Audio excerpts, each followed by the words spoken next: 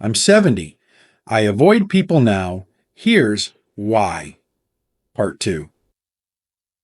Hello, friends. It's I here again, a little older, a little grayer, and hopefully a little wiser. I recently turned 70, and it feels like both a milestone and a moment for reflection. For those of you who watched my first video, thank you. Your stories and comments about how life changes as we age really resonated with me. It reminded me that even though I've chosen to step back from people in many ways, there are still connections out there, real, meaningful ones that we can find, even from a distance. Today, I want to talk more about why I've come to avoid people, what I've learned over the years, and why, honestly, I don't think that's necessarily a bad thing. If you're someone in your 60s, 70s, or beyond, I think you'll understand where I'm coming from. This isn't about bitterness or regret. It's about choosing peace, protecting your time, and recognizing what truly matters in the years we have left. If you enjoyed this video, give it a thumbs up. Don't forget to subscribe and turn on notifications so you never miss an update. 1. How time changes us. Time has a way of shaping us in ways we often don't notice until we pause and reflect. Turning 70 has brought with it a profound sense of clarity about what matters most in life. It's not just the passage of years, it's the accumulation of experiences, both good and bad, that slowly refine how we see the world and ourselves. Looking back, I've come to realize how much time has not only changed me, but also taught me. When I was younger, time felt infinite. Days seemed to stretch endlessly, and I thought there would always be enough of them to fix mistakes, pursue dreams, and nurture relationships. But as the years roll on, that illusion fades. You begin to see time as it truly is, a finite resource, slipping through your fingers faster than you'd like. By 70, you don't just see the sand in the hourglass, you feel it. Every decision you make carries weight because the luxury of endless tomorrows no longer exists. This awareness of time has shifted my priorities in a way I never anticipated. I used to chase after so many things: achievements, recognition, social connections, believing they were markers of a life well lived. But now I see that so much of it was noise, distractions from what really matters. The older I get, the more I understand that the most valuable currency isn't money or fame, it's peace of mind. And peace isn't something you find in a crowded room or a hectic schedule. It's something you cultivate by choosing how to spend your time and who to spend it with. Another thing time has taught me is that relationships evolve, and so do we.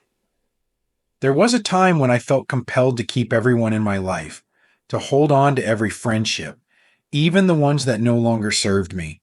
I believed that letting go meant failing somehow, that it reflected poorly on me. But time has a way of showing you the truth about people and about yourself. Not everyone is meant to walk with you through every chapter of your life. Some people are only meant to be part of a few pages, and that's okay. At 70, I've learned to be more selective about who I allow into my life. It's not out of bitterness or arrogance. It's about valuing the time I have left. I want to spend it with people who truly see me, who bring joy and warmth into my life rather than conflict and stress. Time has taught me that not every relationship is worth maintaining, and that saying goodbye to toxic or shallow connections isn't a loss, it's a gain. Reflecting on the decades behind me, I also see how time has given me perspective on regrets. I used to fear them, to try to live in a way that avoided making mistakes at all costs. But life doesn't work that way. We all make choices we wish we could undo, say things we wish we hadn't, or stay silent when we should have spoken up. The gift of time, though, is that it allows us to see those regrets in a different light. They're not just mistakes, they're lessons. They've shaped who I am today. And while I wouldn't want to relive them, I wouldn't erase them either. Time also changes how we see the world. When I was younger, everything felt so urgent. Every problem seemed monumental. Every conflict a battle that needed to be won. Now, I realize that most things work themselves out, with or without my intervention. The world is full of noise, opinions, arguments, crises, but I no longer feel the need to engage with all of it. Time has taught me that peace comes from knowing when to step back and when to let go. The passage of time has also brought gratitude. As I sit here now, I'm more thankful than ever for the little things I once overlooked. The quiet moments, the way the sunlight filters through the trees in the morning, the laughter of my grandchildren, the simple pleasure of a home-cooked meal. These are the things that fill my heart. They don't require grand gestures or busy schedules. They simply require being present and appreciative. Time has changed me in ways I couldn't have imagined when I was younger. It's stripped away the layers of pretense, the need to prove myself, and the fear of what others might think. It's replaced those things with a deeper understanding of who I am and what I value. And while aging comes with its own set of challenges, I wouldn't trade the wisdom and perspective I've gained for anything. If there's one thing I want to leave you with, it's this. Time is precious, but it's also forgiving. Even at 70, there's still room for growth, for love, for joy. There's still time to focus on what truly matters, to let go of what doesn't, and to embrace the life you have with open arms. Time changes us, yes, but it also gives us the chance to change ourselves, and for that I'm endlessly grateful. 2. The value of solitude. As I've grown older, solitude has become more than just an absence of people. It has become a sanctuary, a space where I can truly breathe and exist as myself. In my younger years, I used to fear being alone. The silence felt heavy, and the lack of constant activity made me restless. But now, at 70, I see solitude not as a void, but as a gift, a treasure that I have come to cherish more than I ever thought possible. Solitude allows me to slow down and reconnect with the things that truly matter. In the hustle and noise of earlier decades, it was easy to get swept up in obligations, social expectations, and the constant need to do rather than to be. But in solitude, there is no pressure to perform, no need to keep up appearances, no one demanding my attention. There is only the quiet, and in that quiet I've found clarity. I've found myself. One of the most beautiful things about solitude is that it allows you to listen, not to the chatter of the world, but to your own heart.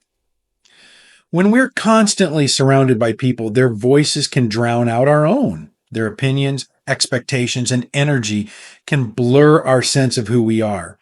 But in solitude, I've had the time and space to reflect on my life, my values, and my desires without interference. It's in those quiet moments that I've come to understand what truly brings me joy and what doesn't, what I want to embrace and what I need to let go. I've also discovered that solitude fosters gratitude. When I'm alone, I notice the details that I once took for granted, the way the sunlight dances on the leaves, the soft sound of rain on the roof, the warmth of a cozy blanket on a cool morning. These are small, ordinary things, but in the stillness of solitude, they feel extraordinary. They remind me that joy doesn't always come from grand gestures or big events. It often comes from the simple beauty of everyday life. Another lesson solitude has taught me is that loneliness and being alone are not the same thing. Loneliness is an ache, a longing for connection that isn't fulfilled. I've felt that before, especially in times when I was surrounded by people but still felt unseen or misunderstood. But being alone is different.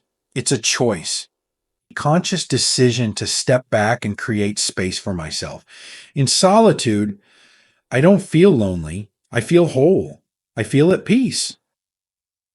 That peace is something I protect fiercely now because I've come to understand how rare and precious it is. Over the years, I've had my share of chaotic relationships and draining social dynamics. I've learned that not everyone who enters your life brings value, and not every relationship is worth maintaining. Solitude has given me the courage to set boundaries, to say no when I need to, and to prioritize my well being over others' expectations. It's a freedom I wish I'd embraced sooner. Solitude has also become a time for creativity and curiosity. In the stillness, I find myself drawn to the things I love: reading, writing, gardening, or simply sitting outside and watching the world go by. These moments aren't about productivity, they're about presence. They're about immersing myself in activities that nourish my soul rather than drain my energy.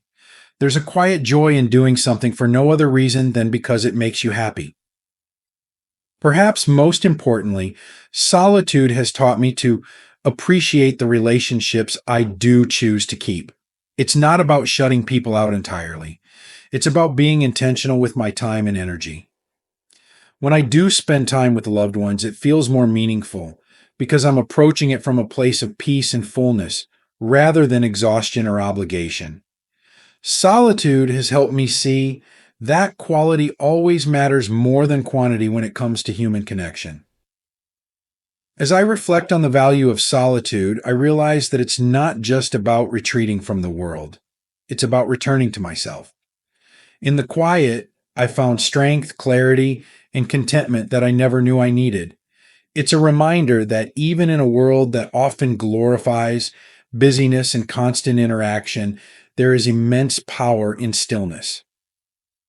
If there's one thing I would tell my younger self, or anyone struggling with the idea of being alone, it's this: solitude isn't something to fear, it's something to embrace. It's a space where you can heal, grow, and rediscover who you are.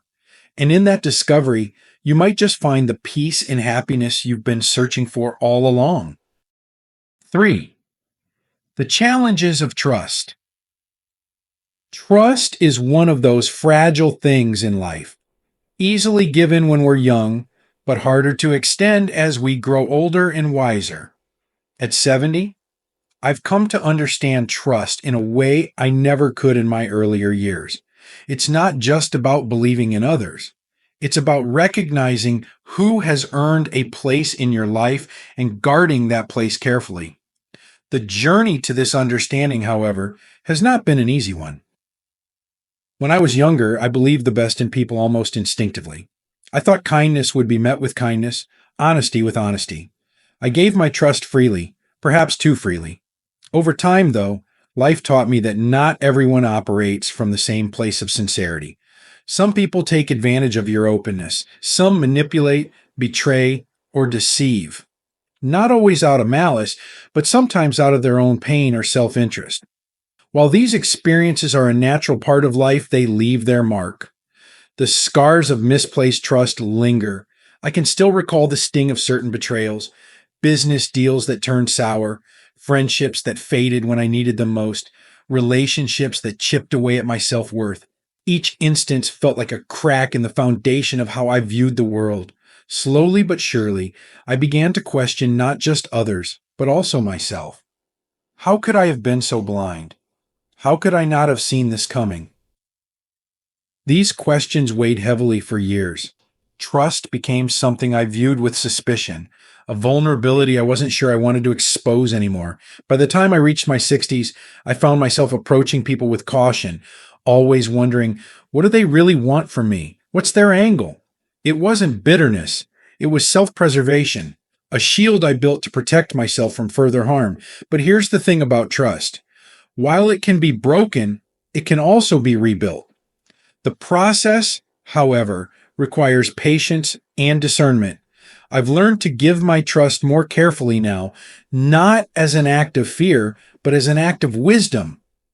I no longer feel the need to explain myself or prove my worth to others. Instead, I focus on observing, listening, and understanding who people truly are before inviting them into my circle. Trust isn't something I hand out freely anymore. It's something that must be earned. That doesn't mean I've closed myself off completely. On the contrary, learning to navigate trust has helped me Appreciate the people who truly deserve it. When someone proves themselves to be kind, reliable, and genuine, that trust feels even more valuable. It's not something I take for granted because I know how rare it can be. Trust, I've come to realize, is also about trusting myself. In my younger years, I often ignored my instincts, brushing aside red flags in favor of giving people the benefit of the doubt. I wanted so badly to believe in the goodness of others that I silenced the little voice inside me that said, "This doesn't feel right." Now I honor that voice. I've learned to trust my own judgment, to listen to my gut when it tells me to proceed with caution or to walk away. It's one of the greatest lessons age has taught me. Your intuition is one of your most powerful tools, and it rarely steers you wrong. At this stage of life, I've also come to understand that not everyone is meant to stay in your life forever. Some people come into your world for a season or a purpose, and when that time is over, it's okay to let them go. Clinging to relationships out of guilt or obligation only leads to resentment. Trust doesn't mean keeping everyone close. It means knowing who belongs in your life and who doesn't. I'll admit, there are moments when I wonder if I've become too cautious, too guarded. But then I remind myself that trust, like any other precious thing, must be handled with care. It's not about shutting people out, it's about letting the right ones in. The people I choose to trust now are the ones who've shown me, time and time again, that they are worthy of it. They are the ones who show up, who listen, who respect my boundaries and my time. If there's one thing I've learned, it's that trust is not just about others. It's about protecting your peace. It's about recognizing your worth and refusing to settle for less than relationships built on mutual respect and authenticity. The challenges of trust have shaped me, yes, but they've also strengthened me. They've taught me to value the connections that matter and to walk away from the ones that don't. At 70, I see trust as a gift, rare, delicate, and deeply meaningful. It's not something to give lightly, but when shared with the right people, it creates bonds that are unshakable. And perhaps that's the greatest lesson of all. Trust wisely. But when you do, trust fully. Because those who deserve it will honor it, and in doing so, they'll remind you that trust, while fragile, is also one of the most beautiful parts of being human. 4. Aging and social expectations. Aging brings with it a profound sense of self-awareness, a clarity that often cuts through the noise of societal expectations. Yet, for all its wisdom, this stage of life doesn't come without challenges, particularly the weight of what the world expects from us as we grow older. By the time you reach 70, it becomes glaringly obvious how many of those expectations are rooted in assumptions that don't align with who we truly are. For much of my life, I felt compelled to meet these expectations. Society paints a picture of what aging should look like: the cheerful grandparent always surrounded by family, the senior enthusiastically joining community groups, the retiree traveling the world and ticking off bucket list items. It's a glossy image, one that implies that anything less than constant activity or endless social connection means you're somehow doing it wrong. I tried to live up to that image for a while, but somewhere along the way, I realized it didn't feel authentic to me. The truth is, aging doesn't come with a one-size-fits-all script. Each of us carries our own story, our own preferences, and our own pace. For some, being surrounded by people is energizing. For others, it's draining. For me, I've found that peace comes in quiet moments, not in crowds or busy schedules. It's not that I don't love my family or value my connections. It's that I've come to prioritize depth over quantity, simplicity over busyness. And that's okay.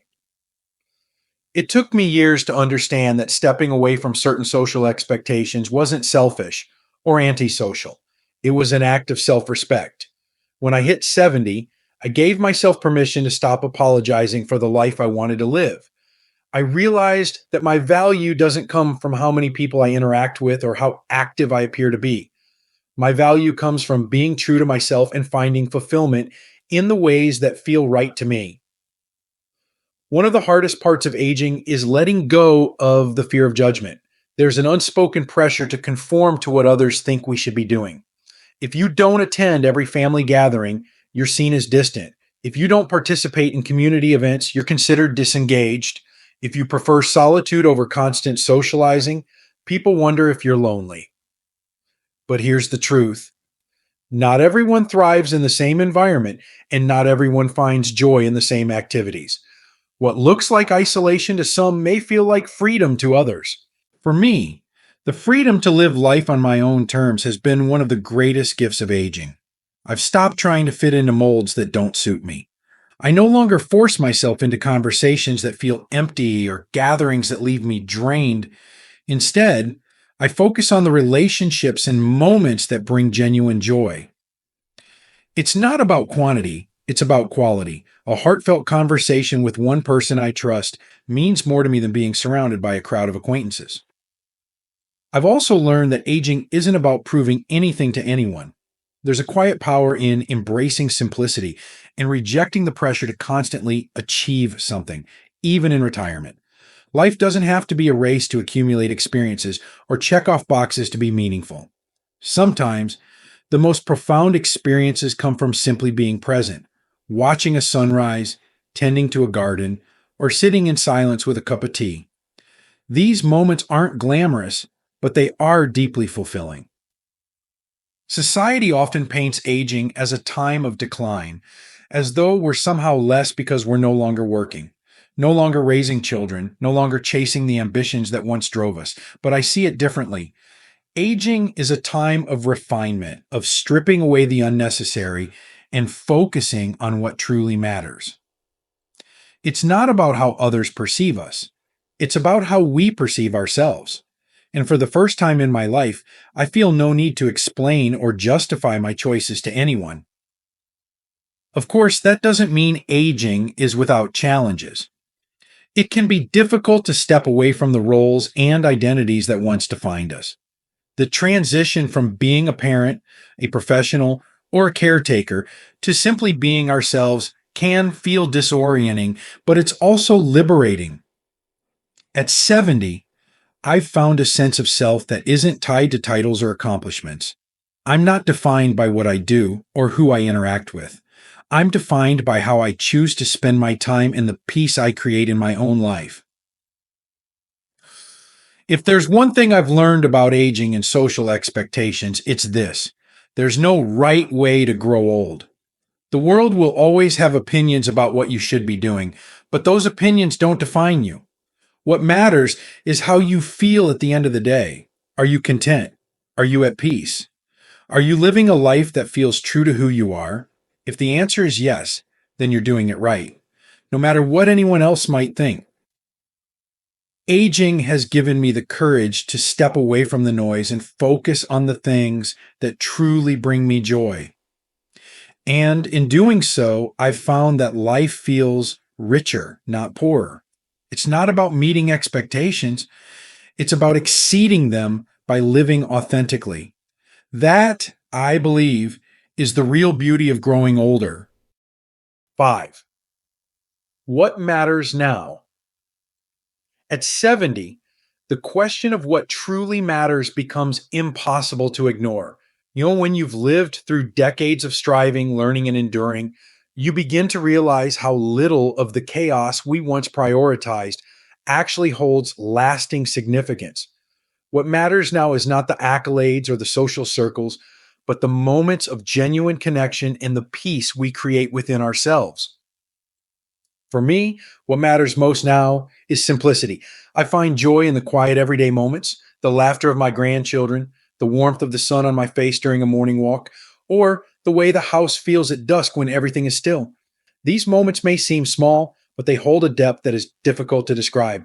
They remind me that life's richness isn't found in grand gestures or busy schedules, but in appreciating the beauty that surrounds us every day. I've also come to value authenticity above all else. At this age, there is no room for pretense. What matters are the relationships that feel real, the conversations that are meaningful, and the people who bring light into your life. I don't need a large group of friends. I need a small circle of individuals who see me for who I am and love me anyway. The older I get, the more I value the freedom to be myself, unapologetically. There's no longer a need to impress or conform. I am who I am, and I am enough. Time has also taught me the importance of letting go, of grudges, of regrets, of the need to control every aspect of life. What matters now is not holding on to the past, but living fully in the present. I've realized that forgiveness, both of others and of myself, is not just an act of kindness. It's a path to freedom. Carrying old wounds only weighs you down. And at this stage of life, I want to travel lightly. What matters now is also finding meaning in the ways we give back, whether it's sharing wisdom, offering a listening ear, or simply being present for someone who needs support. I've found that the greatest fulfillment often comes from helping others. It doesn't have to be grand or public. Sometimes it's the quiet acts of kindness that leave the biggest impact. Ultimately, what matters now is living a life that feels true. It's about stripping away the unnecessary, focusing on what brings joy and peace, and cherishing the moments and people that make life worthwhile. At 70, I've learned that the simplest things are often the most profound, and that a life well lived is one filled with gratitude, love, and a sense of inner calm. 6. My advice to you. If there's one thing I've learned over these many years, it's that life is both fleeting and precious. My advice to you, whether you're younger or standing alongside me at this stage of life, is to treasure every moment. Not in the rushed, overly sentimental way that society often demands, but in the quiet and intentional way that allows you to truly see and appreciate what's in front of you. Don't let others dictate what your life should look like. The world is full of opinions about how you should spend your time, especially as you age. Ignore them. This is your life, and no one else can live it for you. Whether you find joy in solitude, in family, in hobbies, or in adventure, pursue it unapologetically. The most beautiful thing about aging is that it gives you the freedom to choose how you spend your remaining time. Take full advantage of that freedom. Let go of the idea that your worth is tied to productivity or social standing. You've already proven yourself in so many ways. Now is the time to focus on what fulfills you, not what impresses others. It's okay to rest, to slow down, to say no. Setting boundaries is not selfish. It's necessary for your well-being. Honor your energy and don't waste it on people or situations that don't deserve it. My advice is also to embrace forgiveness. Carrying anger or regret only weighs you down, and the older you get, the heavier that weight becomes. Forgiveness doesn't mean excusing bad behavior or forgetting past hurts. It means choosing to free yourself from their grip. Forgive others for their mistakes, and forgive yourself for yours. We're all human, and perfection was never the goal. Finally, my advice is to find beauty in the ordinary. The world is still full of wonder, even if it looks different than it did in your younger years. Take time to notice it. Watch the seasons change. Listen to the sounds of nature. Find joy in the laughter of children, the taste of your favorite meal, or the pages of a well-loved book. Life's greatest pleasures are often the simplest ones, and they're always within reach if you take the time to look. As you navigate this stage of life, remember that you've earned the right to live it on your own terms. Embrace the freedom that comes with age. Surround yourself with love, peace, and the things that make you happy. And above all, trust that you are exactly where you're meant to be. This is your time. Use it wisely and savor every moment. Embracing the wisdom of age. As I sit here, reflecting on the journey that brought me to this moment, I'm struck by the profound beauty of simply being. Life, with all its twists and turns, its triumphs and losses, has shaped me into the person I am today. A person who values peace over chaos, authenticity over appearances, and simplicity over excess. At 70, I no longer feel the need to rush or prove anything to anyone. Instead, I find fulfillment in the quiet rhythm of a life lived on my own terms. If there's one truth I've come to embrace, it's that every stage of life carries its own kind of wisdom. In youth, we seek to conquer the world. In middle age, we work to secure our place within it. But in our later years, we realize that the greatest accomplishment isn't found in what we achieve outwardly, but in the inner peace we cultivate. It's about knowing yourself, forgiving yourself, and honoring the time you have left. The journey of aging is not always easy, but it is deeply meaningful. It strips away the unnecessary and reveals what truly matters. The relationships that bring joy, the moments that make you feel alive, and the sense of contentment that comes from living authentically. Each day is a gift, not because of its perfection, but because of its impermanence. And when you embrace that truth, life takes on a richness that no amount of youth or ambition can replicate.